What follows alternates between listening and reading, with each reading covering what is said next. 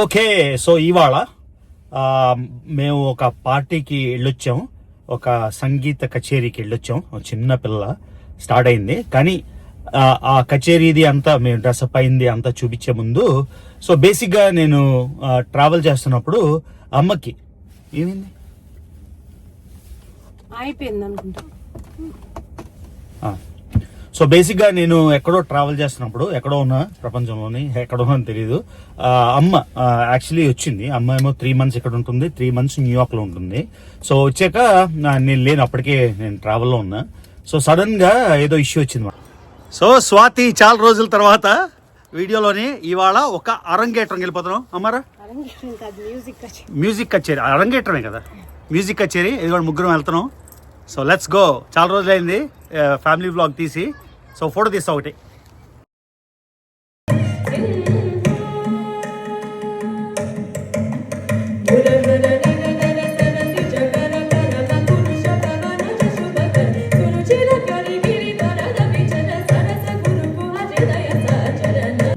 అమెరికాలోని మీకు తెలిసిందే మెడికల్ కాస్ట్ చాలా చాలా చాలా చాలా ఎక్స్పెన్సివ్. సో ఇన్సూరెన్స్ ఉన్నా కూడా, విజిటర్స్ హెల్త్ ఇన్సూరెన్స్ ఉన్నా కూడా చాలా పే చేయాలి. సో ఇండియాలో ఒక అడ్వాంటేజ్ ఏంటంటే మెడికల్ అందుబాటులో ఉండడం, అన్ని దగ్గర, ఆ తర్వాత అంత ఎక్స్పెన్సివ్ కాదు. సో అది అడ్వాంటేజ్. సో అమెరికా అదే ట్రీట్మెంట్ అంతా బ్రహ్మాండంగా అవుతుంది. మీరు కూడా చాలా పెద్ద పెద్ద వాళ్ళందరికీ ఏమైనా ఇష్యూ వస్తే అన్నీ అమెరికా వచ్చేస్తారు కదా, సీఎంలు కానీ పిఎంలు కానీ.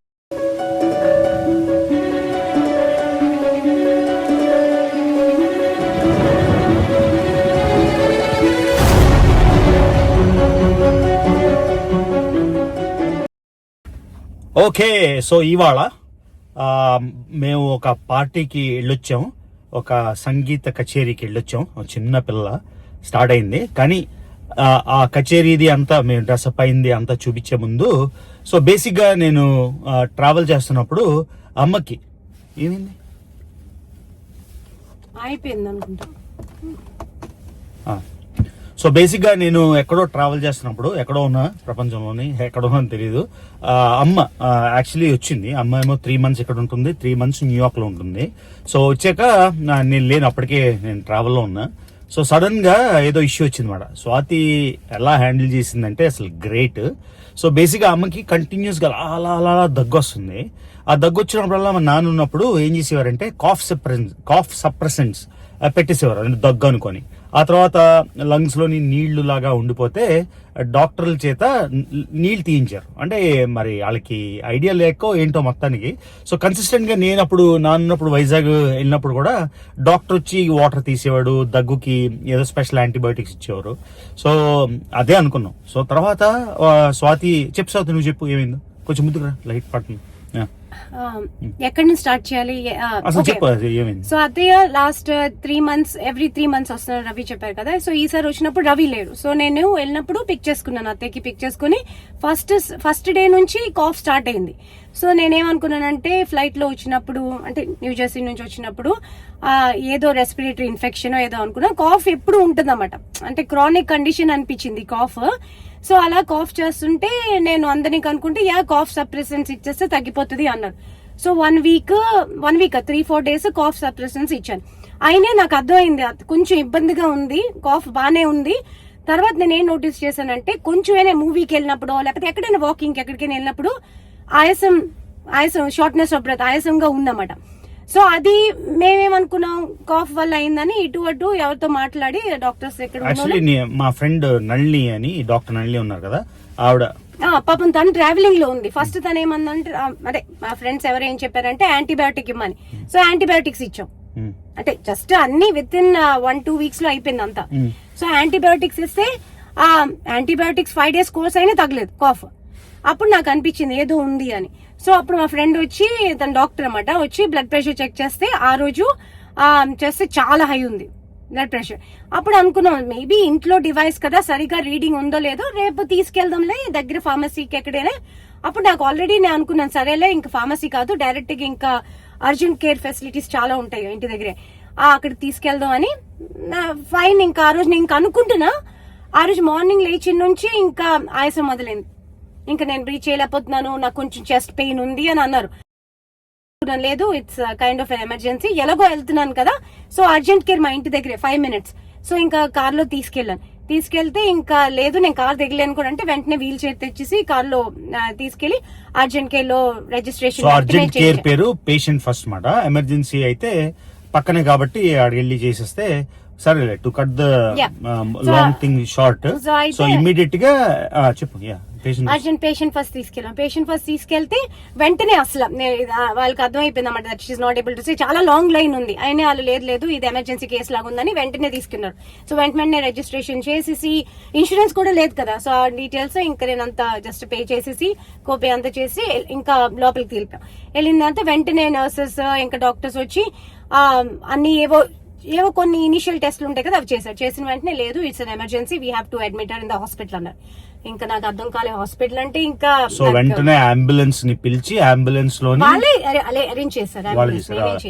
కండిషన్ ఇదే కదా, సో అంబులెన్స్ తీసుకొని ఆ బాన్ సెకోర్స్ హాస్పిటల్ తీసుకెళ్తే సెయింట్ మేరీస్ కి హార్ట్ ఓల్డ్ ఏజ్ అంటే అమ్మ ఏజ్ ఉన్న వాళ్ళకి 80+ కాబట్టి 80 దగ్గర కాబట్టి 80+ వాట్ ఎవర్ 80 రేంజ్ కాబట్టి ఎంత 60% పంప్ అవ్వాలి హార్ట్, 50% ప్లస్ లో హార్ట్ పని చేయాలి. అమ్మది ఓన్లీ 25% పని చేస్తుందంట. సో మొత్తానికి ఆ దగ్గు అవన్నీ అనుకున్నాం కదా, అదేంటంటే హార్ట్ సరిగ్గా పంప్ చేయకపోవడం వలన లంగ్స్ మీద ప్రెషర్ పడి. ఆర్డర్ లో చెప్తున్నానండి స్టోరీ, చెప్పు. నేనంతా ఇప్పుడు పూర్తిగా నేనంతా ఫ్లో లో చెప్తున్నాను. సరే, అయితే హాస్పిటల్ వెంటనే ఇంకా లేదు అడ్మిట్ చేయాలి హాస్పిటల్ అని హాస్పిటల్లో ఇంకా వెంటనే తీసుకెళ్లారు సెయింట్ మేరీస్ కి. సో నేనేం చేశాను ఇంక వెంటనే ఇంటికి వచ్చి మరి ఇంకా సింబాకి ఏం చేస్తాను, ఏ టైంకి వస్తాను అసలు వీ వర్ నాట్ ప్రిపేర్డ్, అదే మేము ఏది దేనికి ప్రిపేర్ అవ్వలేదు. సో ఇంక వెంటనే మా ఫ్రెండ్ వచ్చి సింబాని తీసుకెళ్లిపోయింది. నాకు ఎప్పుడు వస్తాను నా సిచ్యువేషన్ ఏమో తెలియదని వెంటనే ఇంటికి వచ్చి బట్టలు అత్తయ్య మన ఇండియాలో మెడికల్ రికార్డ్స్ అవన్నీ తీసుకెళ్లారు, మెడిసిన్స్. నాకు అర్థమైంది అలా అడుగుతారు హాస్పిటల్లో అని, ఏదైనా ప్రీ ఎగ్జిస్టింగ్ కండిషన్ ఉందా లేదా అని. సో వెంటనే వెళ్ళి ఇంకా నేను అలా వెయిట్ చేస్తున్నాను ఎమర్జెన్సీ, ఎప్పటికీ రారు. 1 అయింది, 2 hours అయింది, 3 hours అయింది. ఇంకా నేను ఆల్రెడీ ఇటు అని can I go inside, can no you can't go inside, I think she will be admitted అన్నారు. అంత స్పీడ్ గా మాట్లాడుతున్నాను, I think she will be admitted అన్నారు. అప్పుడు అడ్మిటెడ్ అయిన తర్వాత ఇంకా అడ్మిట్ అయిన తర్వాత హాస్పిటల్లోకి వెళ్ళి ఒక రూమ్ అసైన్ చేశారు. రూమ్ అసైన్ చేసిన తర్వాత ఇంకా అప్పటికి ఆక్సిజన్ అన్ని ఇంకా she was not able to breathe కదా, సో ఆ ఆక్సిజన్ అన్ని పెట్టి అంత మంచి రూమ్ ఇచ్చారు. అసలు చాలా బాగుంది సెయింట్ మేరీస్, అదంతా బాన్ సెకోర్స్ కింద వస్తుంది సెయింట్ మేరీస్. సో అంత అయిన తర్వాత లేదు డాక్టర్స్ ఇంకా రావాలి అందాక ఆక్సిజన్ అన్ని పెట్టారన్నమాట, ఇంకా ఎమర్జెన్సీ కేసు కదా. సో ఇంకా వెంటనే అక్కడ ఫ్రైడే కదా అది, సో మళ్ళీ వీకెండ్ అయితే డాక్టర్స్ ఎక్కువ ఉండదు కదా. సో లక్కీగా ఆన్ కాల్ డాక్టర్ ఉన్నారన్నమాట. ఆన్ కాల్ డాక్టర్ వచ్చి లేదు we have to treat her in 2 different conditions, heart beat, heart rhythm, heart beat we have to fix, 2 fix చేయాలి. ఆ 2 issues వల్లే లంగ్స్ చుట్టూ వాటర్ డిపాజిట్, అందుకే కాఫ్ ఇస్ జస్ట్ ఒక symptom అట. అది తెలియక మా నాన్న ఏవో పల్మనాలజిస్ట్ దగ్గరికి వెళ్ళి, ఇండియాలో కూడా అంటే మరి వాళ్ళకి సరైన గైడెన్స్ దొరకలేదు. ఇండియాలో అమేజింగ్ డాక్టర్స్ ఉంటారు, అంతా కరెక్టే, కాకపోతే మొత్తానికి ఏదో అయిపోయి ఆ లంగ్ డాక్టర్ హార్ట్ డాక్టర్ కి రిఫర్ చేయలేదు, కార్డియాలజిస్ట్ కి. సో అలాగా లంగ్ ఇష్యూ అనుకొని అదే చేశారు మా నాన్న. సో బేసిక్ గా లక్కీగా స్వాతి డెసిషన్ తీసుకెళ్ళింది. మొత్తానికి అంతా సెటరేట్ అయిపోయింది. ఎన్నాళ్ళు ఉందమ్మా హాస్పిటల్? సో 1 week తర్వాత మొత్తానికి ఆ ప్రొసీజర్ అంతా తీసుకొచ్చారు. హార్ట్ కరెక్ట్ గా కొట్టుకోవట్లేదని, ఆ హార్ట్ బీట్ స్టెబిలైజ్ చేయడానికి, మామూలు చేయడానికి మెడికేషన్స్ మార్చి, ప్రాసెస్లు చేసి, ప్రొసీజర్లు చేసి. అమెరికాలో కూడా అంతా మెథాడికల్ కదా, ఎందుకంటే ఇక్కడ చార్జెస్ కూడా అలానే ఉంటాయి, చాలా ఎక్కువ ప్రైసెస్, కానీ అన్ని మెథాడికల్ గా చేసి మొత్తానికి రూట్ కాజ్ ఏంటో కనుక్కొని హార్ట్ రేట్ సరిగ్గా లేదు అని హార్ట్ బీట్ ఏమో స్టేబుల్ చేసి మొత్తానికి 1 week తర్వాత అమ్మ వచ్చేసింది మాట. ఇది హెల్త్ కండిషన్. సో నేను అక్కడ బయట ఉన్నాను కాబట్టి మొత్తం స్వాతినే హ్యాండిల్ చేసింది. నాట్ ఈజీ కానీ గ్రేట్ మాట. అది జరిగింది. సో మొత్తానికి హార్ట్ రేట్ కి ఇప్పుడు మొత్తం మెడికేషన్ అంతా మార్చారు. సో హార్ట్ రేట్ దానికి ఏదో ఏఫిబ్ అంటారండి, ఏఫిబ్. సో 2 ప్రొసీజర్స్ చేశారు, కార్డియో వర్షన్ ఒకటి, క్యాథరైజేషన్, అంటే ఎవరైనా మెడికల్ తెలుసుంటారు. సో ఆ ఏఫిబ్ వల్ల ఏంటంటే హార్ట్ ఎన్నోసార్లు కొట్టుకోవాలి కదా, నిమిషంకి ఎన్నోసార్లు అంత కొట్టుకోకుండా తక్కువ పేస్, ఆ తక్కువ కొట్టుకుంటుంది కాబట్టి బ్లడ్ సరిగ్గా వెళ్ళట్లేదు అన్ని ఆర్గన్స్ కి, అందుకని అది ఎక్కువ వర్క్ చేసి దానివల్ల లంగ్స్ చుట్టూరు నీళ్లు చేరిపోతున్నాయి అన్నమాట. అది సో అదేమో లంగ్స్ ఇష్యూ అనుకుని నాన్నప్పుడు కూడా 2-3 ఏళ్ళ నుంచి డిలే చేశారు. లక్కీగా చాలా లేట్ అవ్వకుండా పట్టుకున్నాం.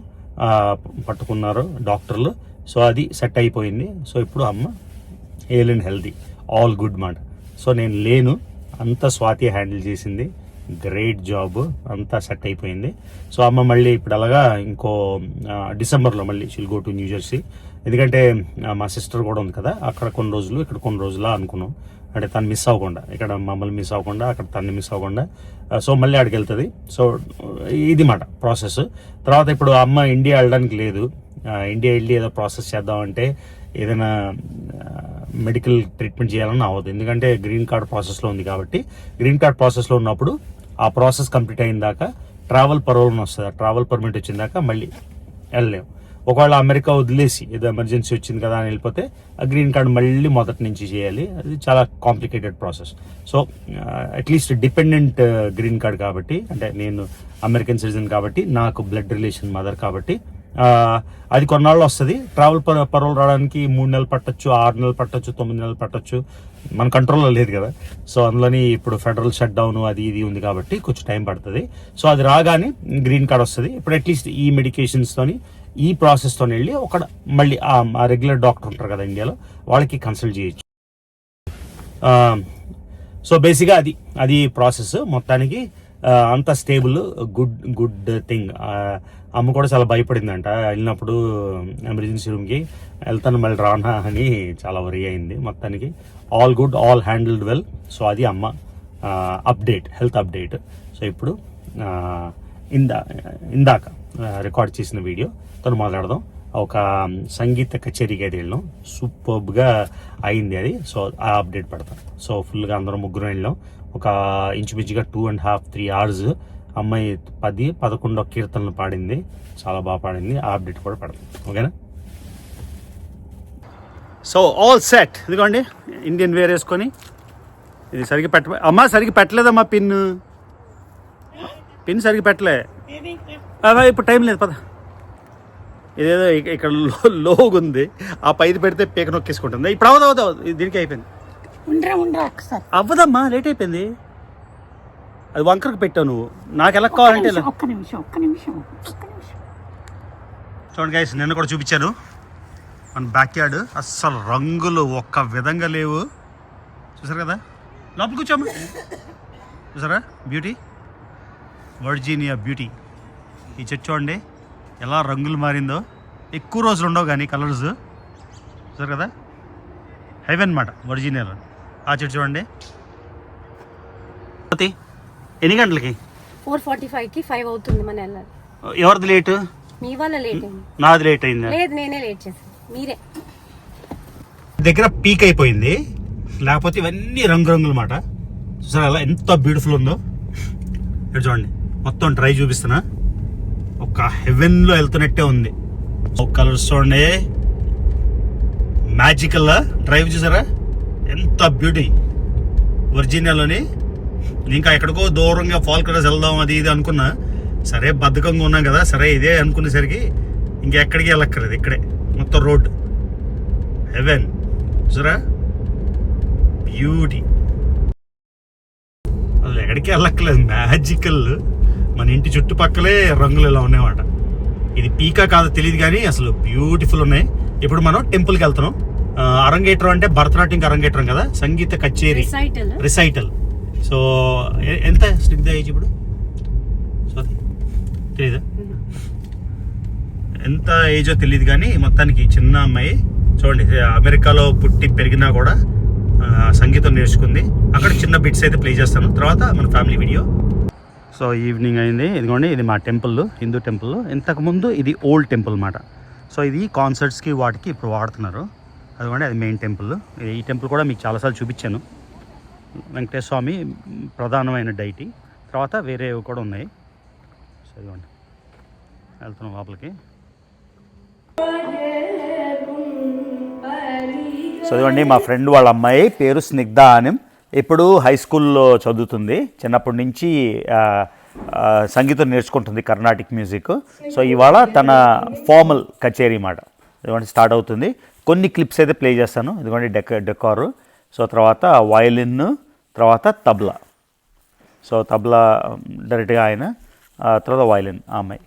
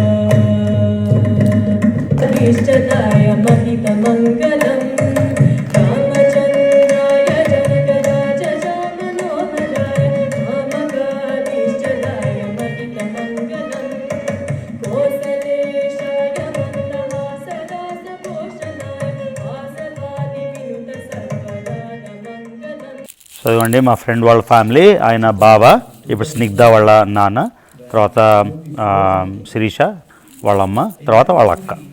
సో వాళ్ళు ఓట్ ఆఫ్ థ్యాంక్స్ చెప్తున్నారు. సో ప్రోగ్రామ్ అయితే మొత్తం ఒక 11 భజనలు అనుకుంటా మొత్తం పాడింది.